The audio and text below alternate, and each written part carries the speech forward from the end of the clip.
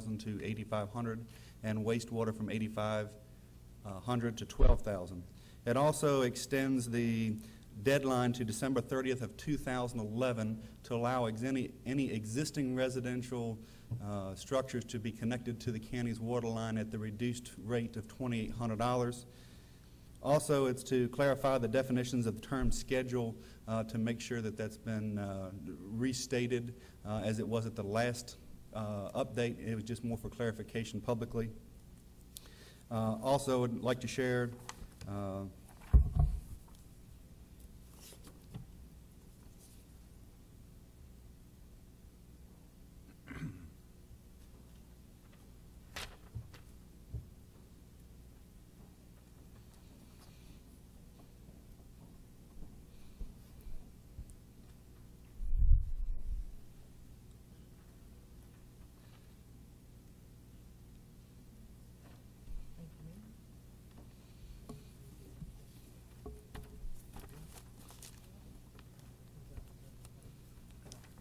would also like to share the debt model with the board.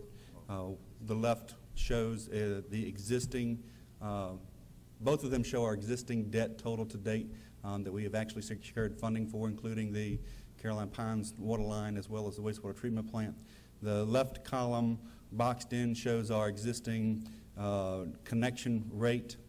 The one on the right shows the proposed rate. The highlighted yellow box is when we have to be under construction to expand to a 3 MGD facility due to us meeting capacity.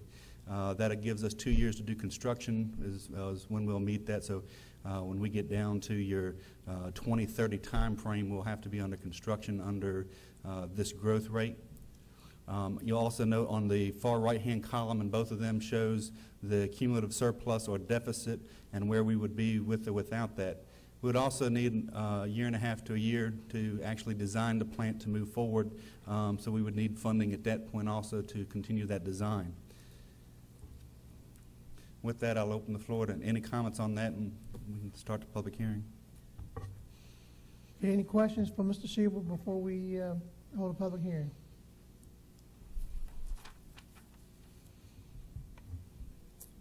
Okay. At this time, we'll open the floor for the public hearing for the proposed amendment to Code of Caroline County to increase water and sewer availability fees. And we'll now open the public hearing. Any citizens who would like to address the board on this matter? Are there any citizens who would like to address the board on this matter? Are there any citizens who would like to address the board on this public hearing? All right, seeing none, we'll declare the public hearing closed.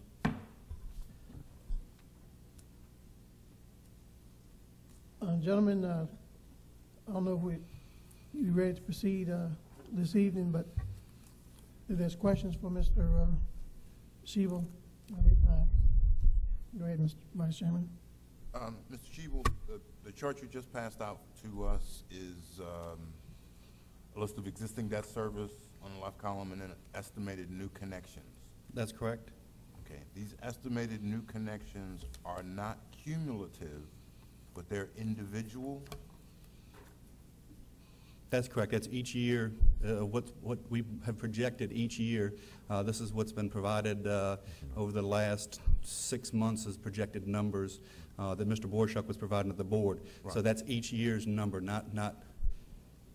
that's individual numbers. Right. Not cumulative. The first number we have is 75. Second number is an additional 90. So wanted to make sure 15. It was not 15 new ones. That's correct. Okay. Mr. Fincham, can I ask for your expertise? And I apologize that it's totally off the cuff, but you know how I am. How many, we've talked about this before, and I know you've got the numbers in your head. How many lots roughly do we have zoned, permitted, that just aren't constructed? Is it thousands? Zoned, if you count Haymount? No.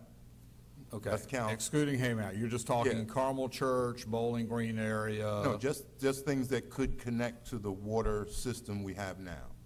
So that's Ladysmith Village, Belmont, Pendleton. Pendleton, those kind of areas, and I'm sure there's. Carmel Church Church Station, the Station. other new one, right. Okay. You know, kind of ballparkish. I'm not gonna hold you to the exact. I mean, zoning, you've probably got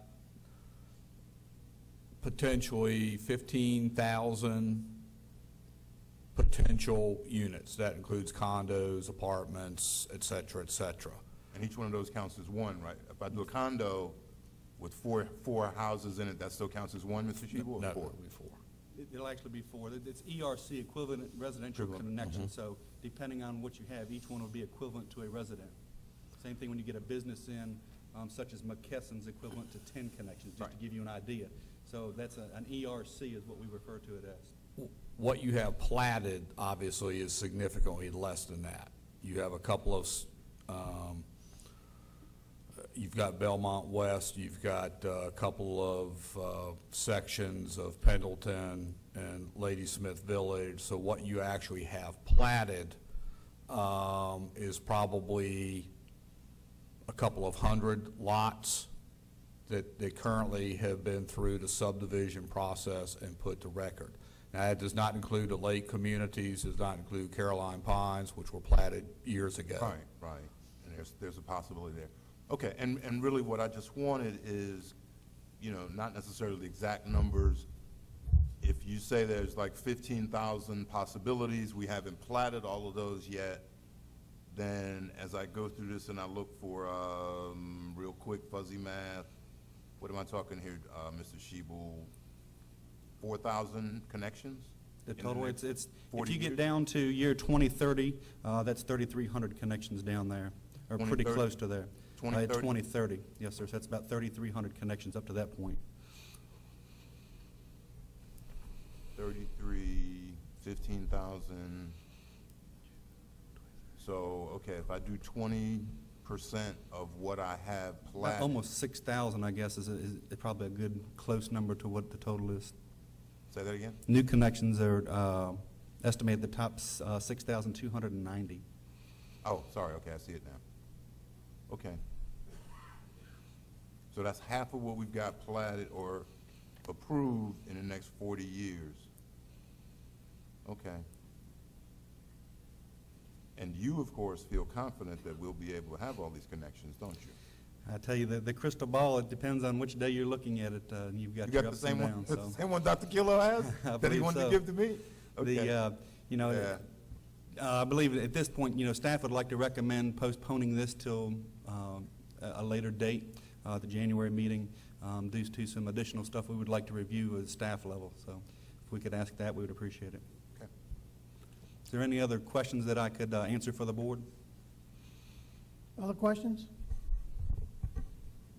I don't have any questions, Mr. Chairman, but I would have a suggestion. It's, and Mr. Shebel and I have certainly talked about this as in the last day or so, is the fact that I think we need to try to come up with some way to try to keep the building industry moving ahead and maybe talking and trying to have some innovative ideas as to how we can make it a win situation for the county, but also not shut down the building side of the house either.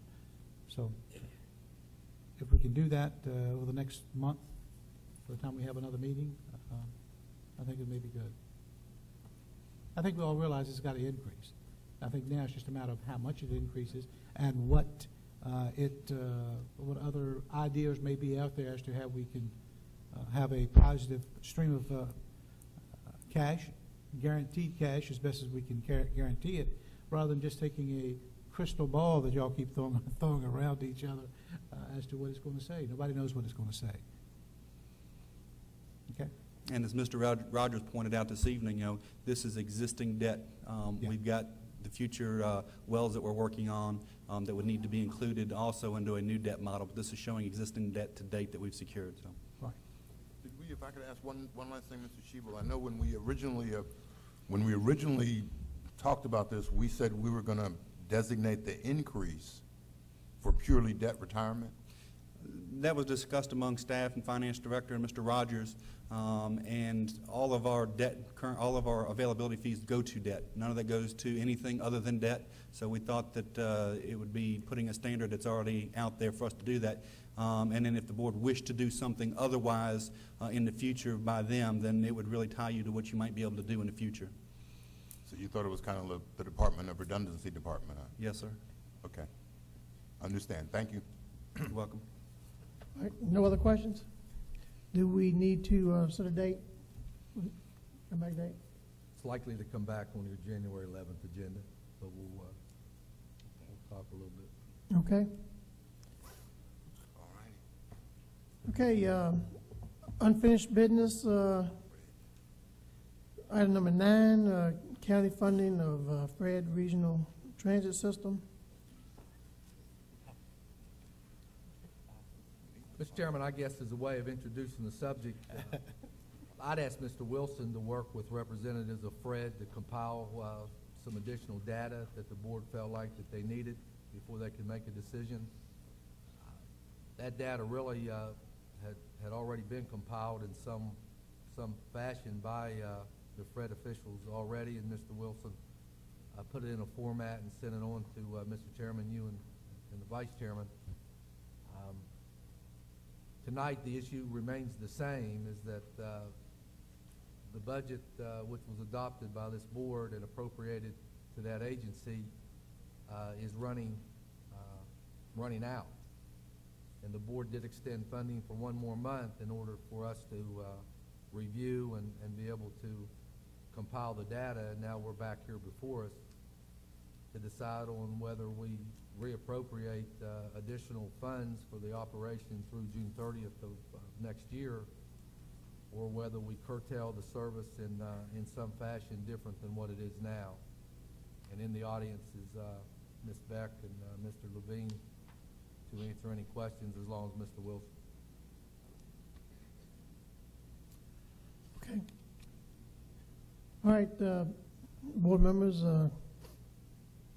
we've had this discussion last month, was last meeting, and certainly, you know, Ms. Beck and the group with Fred have been very good to work with. There's no doubt about that. But you know, I do think we have to look at things just from the economic point of view. Is, you know, where do we move forward with Fred? And you know, service has been great, but at the same time, our ridership numbers haven't been that high, and we've had a good long period of time to test this the Fred system in Carolina.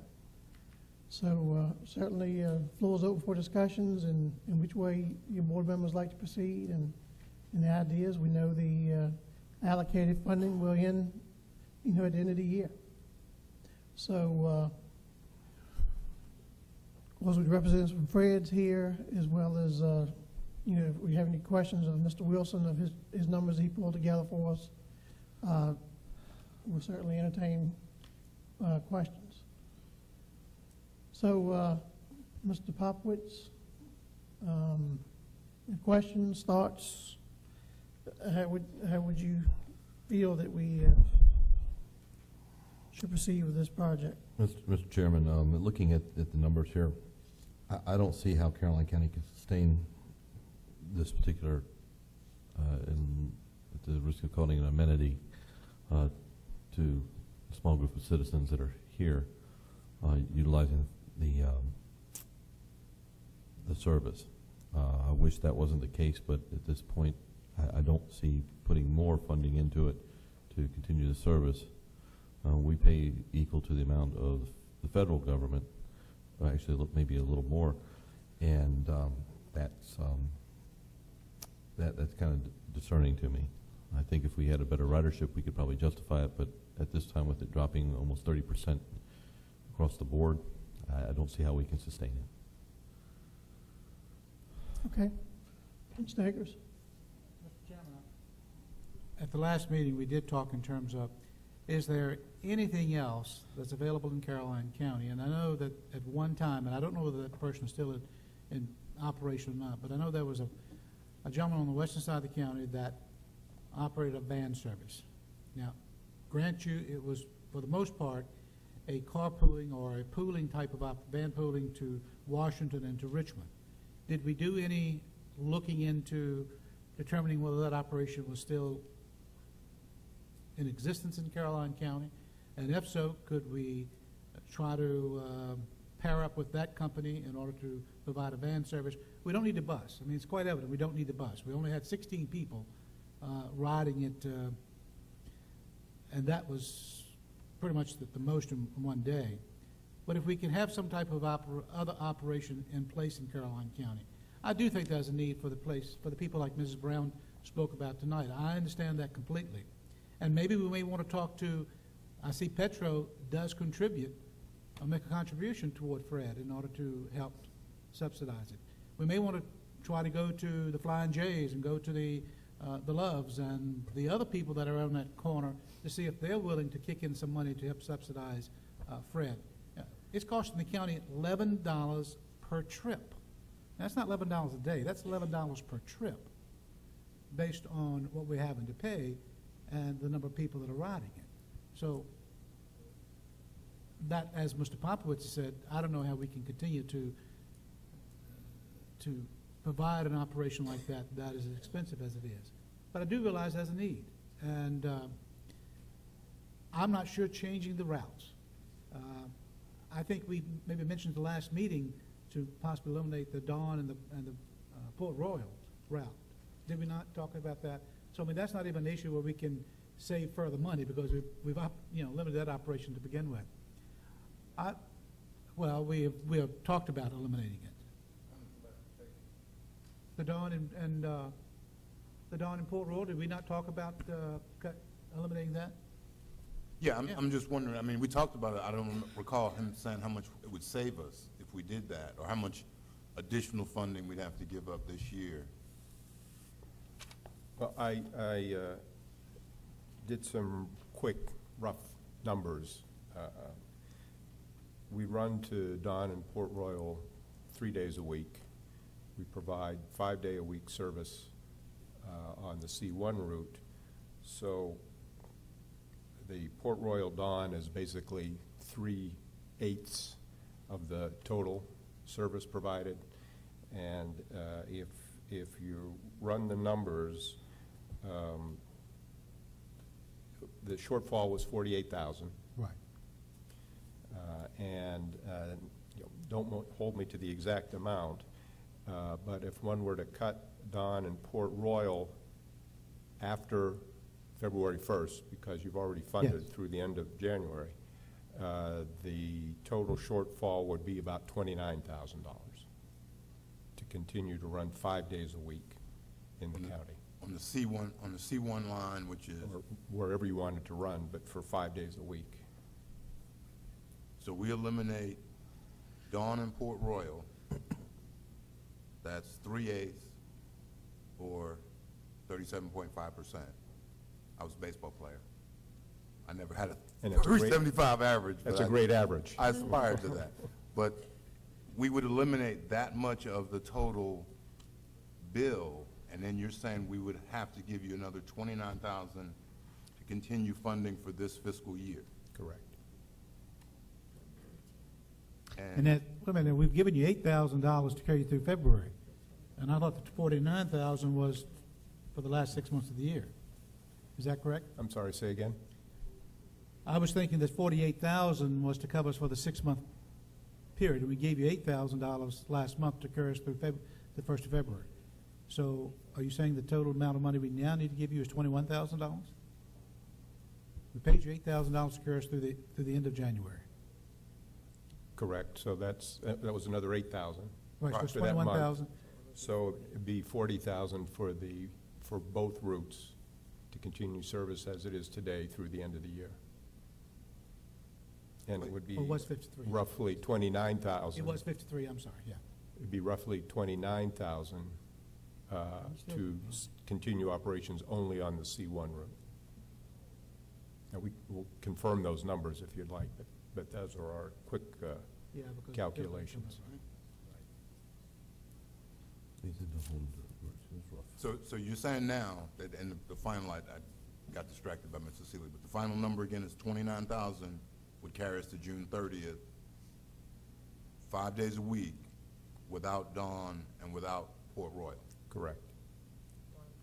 And it only costs $1 to ride. It only costs $1 to ride. It's 50 cents a ride. 50 cents per boarding. 50 cents per boarding. And we get, I don't have that number in front of me, I just have percentages in front of me, and the total number of riders we had last month was, is that on your sheet? About 400, somewhere in that ballpark. It's on the material. Yeah.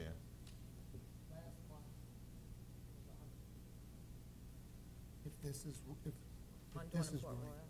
That's the part that bothers me. In fact, we've gone from 643 in November of last year to 103 in November this year. No. That can't be right. Those, That might just be Dawn and Port Royal, that 103. I'm sorry? Oh, so there. The numbers you're showing us are pretty consistent with being down. Yes, Yeah. they are October was this year. They're 52 last year and down to 332 of 2010. And what this shows is 643 in 2009 in November, and it is 103 in November this year.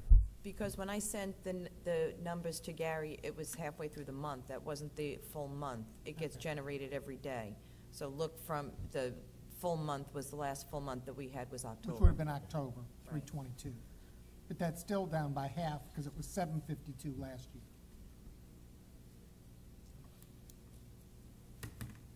And if you look at the span of service from the time we started in Caroline County, it's run from 5,000 to 6,000 a year, peaked in 2008 and 2009 at 7,000 and 8,000, I think largely because of the high price of gasoline, and it is way off this year. In part because of the continued economic weakness in the region. If you look at the numbers and think about a typical rider who might ride 4 days a week to get to a job, that individual is generating 8 times 4, maybe 35 trips a month. And if 5 or 6 people lose their jobs and no longer ride Fred, you've just lost 200 or 300 trips per month, and that explains what's going on. It's hard for us to sort out exactly what is driving those numbers. We think in large part it is the weak economy, but we can't be certain, and we can't be certain when the numbers might rebound. But see, and that's part of my concern is, although you have, or at least in Mr. Wilson's email, he has information that disputes my perception of Fred.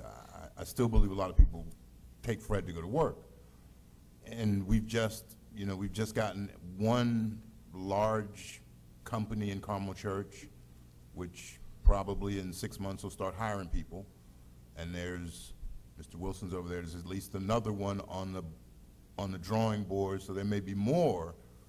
You know, we've got the one place that's growing in Carmel Church, and you have the ability to get people from Bowling Green to Carmel Church or from wherever to Carmel Church. And, you know, for me, I've got to stand up for those folks that have to get to work and ride the bus. And I know it's a rural area. You got to have not 1 but 2 cars usually in the family to make sure. But if you don't have one and you have a job, I got to get you to work some kind of way. And I think that's really what I'm saying is I want to keep Fred going to get those people from in and around Bowling Green to Carmel Church. And I know I've spoken to Mrs. Brown before, and on short notice she only came with 5 or 6 people, but there are at least 20 or 30 people who called her on a regular basis saying, don't let them stop Fred. You know, and those are people who are going to work. So, you know, in this kind of economy, I can't let somebody that's going to work lose their mode of transportation. You know, and you only charge them 50 cents, maybe you charge $1. you know, give a little more, that's kind of reasonable. I know in DC, when you ride the bus, it's by distance. You might want to consider that model, or maybe just in Caroline, it costs $1 or $1.50 or whatever. That helps contribute, and, you know, we can help. But I think we're going to have a lot of people who have an opportunity to work in the near future, and you're their only way to get to work. And I know you're sitting there saying, yeah, don't look at me because I drive the bus. You know, it's up to you guys. So I'm talking to you, but I'm talking at them.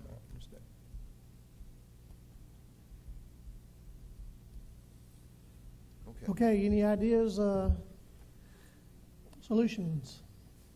You know, Again, I go back to what I said earlier, we've got until February 1, and I would hope that between now and February 1 that we check to see if there's, again, I know he was in operation because he'd been to this county before about moving ahead, so we need to check to see if there's something available. Okay, you don't have till February 1, because if you decide to seize the service, we need 45 days because it's federal funds. So if you don't make a decision tonight, then, well, you need to make a decision tonight, because it has to be 45 days, and it's already December by the time we'll finish at the end of January. So we have to put stuff out there. You'll have to have a public hearing and all that fun stuff. Yeah, I know you said you don't like the month-to-month thing, but maybe that's the other option we have is, you know, and you mentioned a couple of things. Maybe we can ask the pilots, the Petros, whoever, the McKessons, if they could help contribute to this. And then we can keep going, and then you can look at alternatives. But I can't let those people who are going to work now on a regular basis lose their job because they can't get to work. That's worse than not having a job. So if we need to decide again, and I know you don't like it, but if we need to decide again, I'll ask the board to extend this another month and give us the opportunity to continue to look at alternative sources. And I think $8,000 is a small investment in the people in Caroline who take Fred to go to work. So that's my alternative as an option. Either that or they start shutting Fred down now. is that something you can still do, Mrs. Beck? Can do and want to do are two different things.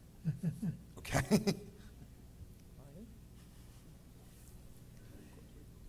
Well, we can do, we don't like doing it. Like we said last time, we don't want to be going on a month-to-month basis. We like to know what's going on, and so Well, that'll give it. this is your last shot. We don't want another shot. It's either this or die. Well, we do this one, and then we get a chance to go ask those guys if they'll do it, and we'll have. Now, mind you, what happens too is the really bad weather's coming. It's January, it's, you know, the end of January. It could snow, it could do all those things, and then you're not going to see any ridership also. So just take that into consideration. I see a guy out in front of this Gulf station every day at 6, 7 o'clock in the morning waiting for the bus to go to Carmel Church. Right, but if it snows, the bus ain't going to be coming. That's not my fault. He'll be waiting all day. You don't have snow tires? We don't put our vehicles out if the weather is too bad. We err on the side of caution. Ms. Beck, I know with that accent, you know what snow is like, right? And Yeah, you I gotta do. And I know you know that I and know. you got to get all your people to work, right? So, okay, we understand. We can try one more time. All right, I know you don't like it, but if you would work with us, we would appreciate it. We'll do one more month and see what we can do. I'm fine with one more month. Okay. All right, one more month. But let's use that month to try to find an alternative. I don't know that we can continue to pay $11 a trip for Fred to operate in Caroline County, and if there are other options out there. So I would hope the staff would use that 2-month or another month period in order to find some other alternatives. I know there's some alternative out there. It's not available to all, but there is a, I think it's from Rappahannock Area on Aging. There is a, for the disabled and the elderly, there is some sort of service. Also, there is a mobility options that George Washington Regional Commission had started. It's been handed over to RAAA, and those are also options that are out there. So, I mean, just so you know. Okay. Okay. Thank you again, Mrs. Beck. We appreciate all you guys have done. And again, I just can't say enough. It's not about what you guys do. It's just what about looking at our numbers and honestly being practical, you know, based, looking at our numbers, you know, I'm not going to ask you, but, you know, what would you do if you saw our numbers, you know, and what would you really think we should do? And I think it's a tough question that we're going to have to deal with. Well, when we come back next time, think about also if you want to decide to keep the service, the C1, and my suggestion would be to stop the Dawn and Port Royal one, just because the ridership in there is very low. So. Yeah, well, I think it's pretty clear that the majority of the board, you know, we just almost, So we're hardly getting anything from Dawn to Port Royal. Okay, so let me just make sure I understand the direction. So are we supposed to cease that service come January 31st in Dawn and Port Royal? Yeah. Okay, We did have riders in Bowling Green and Carmel Church. okay. We need a public hearing for that. We'll need I'll email the county administrator and get all that. But because we're changing the routes, we're still going to keep the federal funding that, I'm sure it's prorated and all that, but we're still going to get some federal funding, so that won't put us in the boat of never being able to get federal funding again. No. Okay, okay.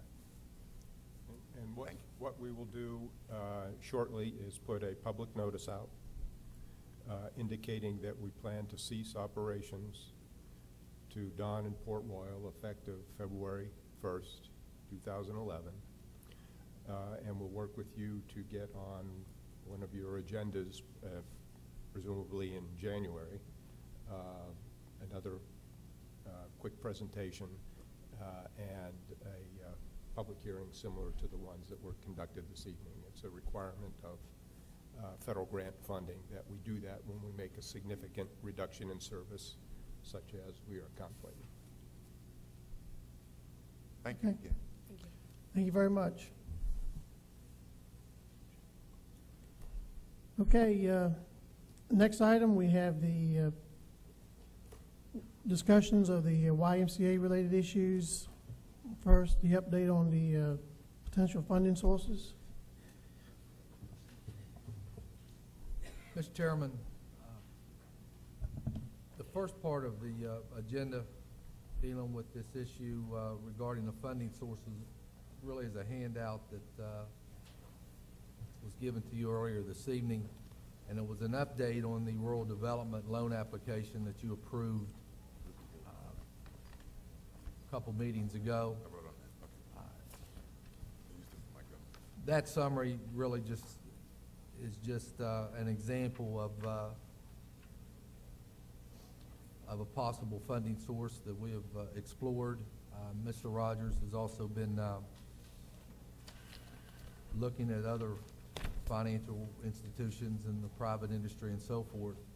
We're not really prepared this evening to give you a recommendation on the funding at this point, but we did want to just give you an update that there is a real possibility that the rural development program could be attractive to us. It certainly lends itself from an interest perspective, as well as being able to deal with both the construction of the building and the infrastructure related to the building. That would be in two separate pieces. But actually for this evening, we'd like to focus on the memorandum of understanding that would exist between the county and the Rappahannock Area YMCA. The executive director is here with us this evening, Barney Riley. And Barney and his staff helped put this together. Our staff reviewed it with him. And we bring this proposal to you this evening for your consideration.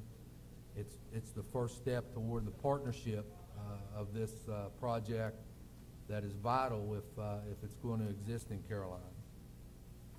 So with that, Mr. Chairman, we could do this a number of ways. We could walk through each bullet of the agreement, or we could have just accept comments from board members.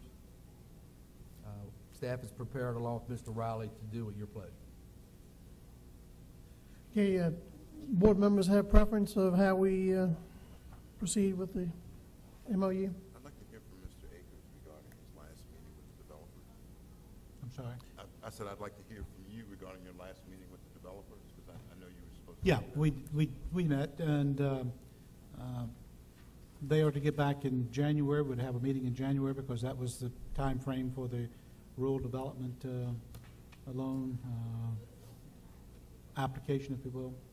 And I think they will, I believe they are going to do something to assist. Now, for them to say that they are going to, outside of the proffers that they have proffered already, to pay the full amount, no, that's not going to happen. But they do have proffers that they have proffered toward the YMCA as well as toward the county. And if we are fortunate enough to get the rural development loan, it will be more than enough to offset the annual debt payment on the 40-year loan that we could get from the rural development. The proffers will be Yes, more than enough. right. So we conceivably will get 200,000 a year in proffers. Well, 200 the first.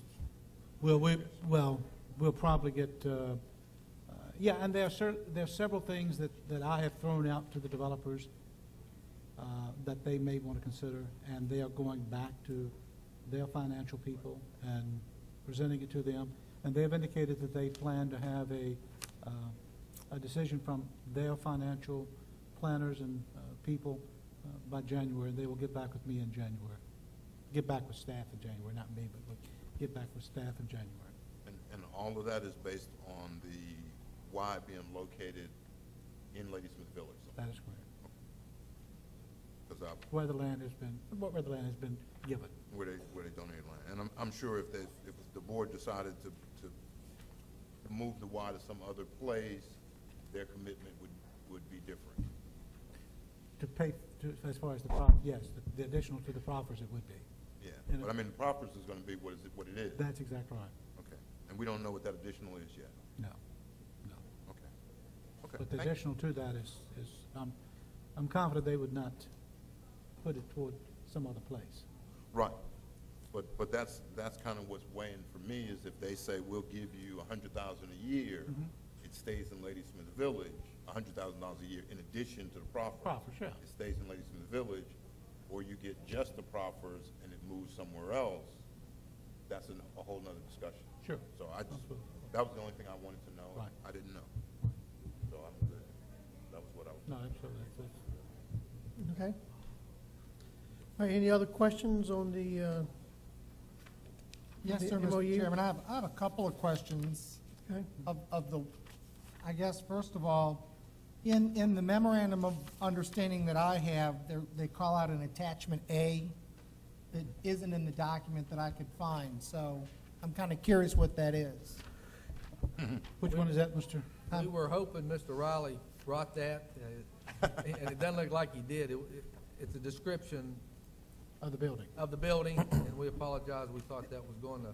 And I guess I have a couple other questions for you, if you don't mind.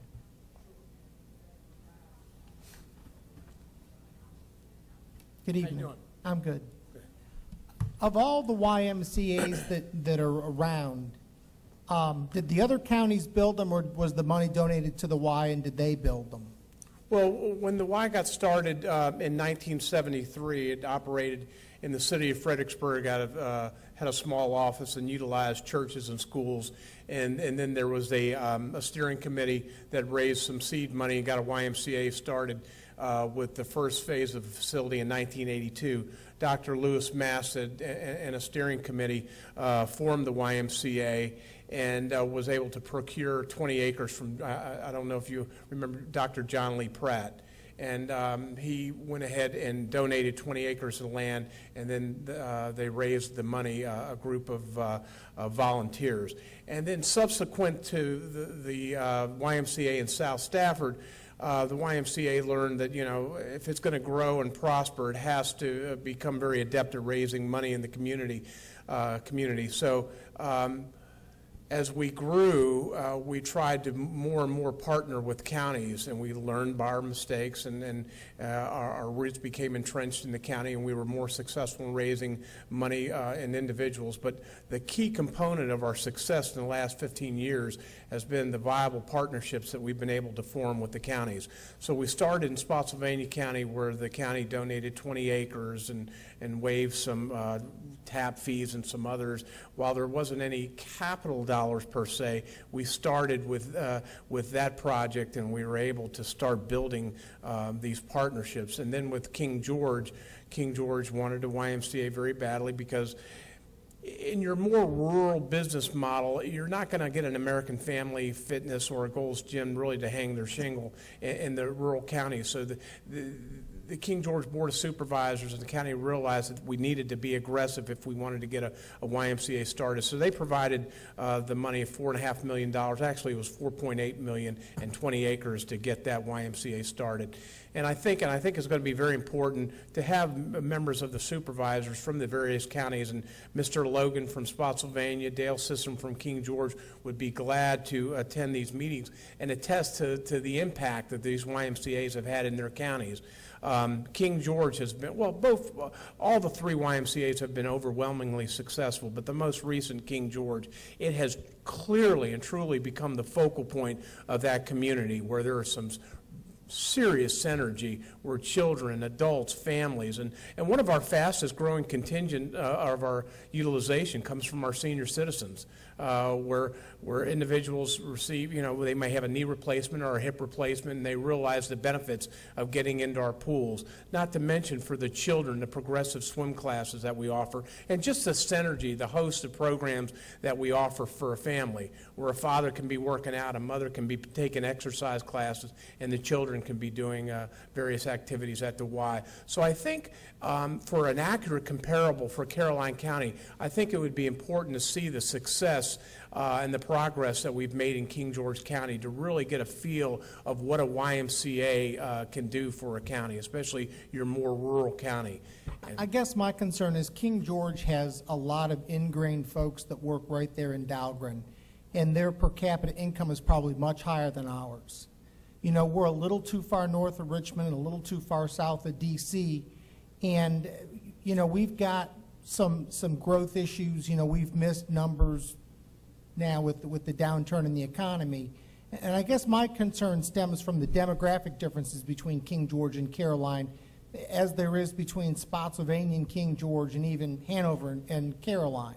The demographics between all these counties is very different.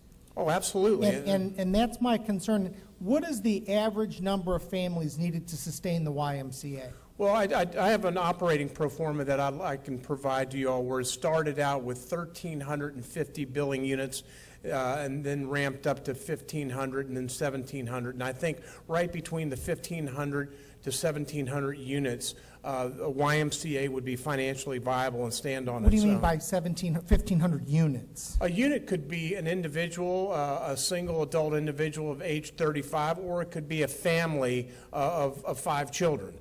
And I think you bring up a very valid point. The demographics are something that we absolutely have to factor in.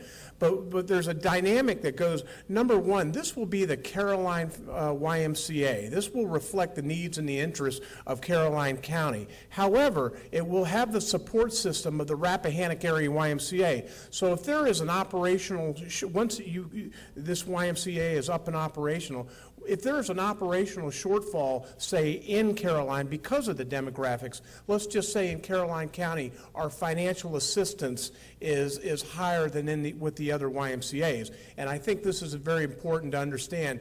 Our financial assistance policy is a key component of what the YMCA is about. That means that no child, adult, or family will be turned down services to the YMCA due to their inability to pay.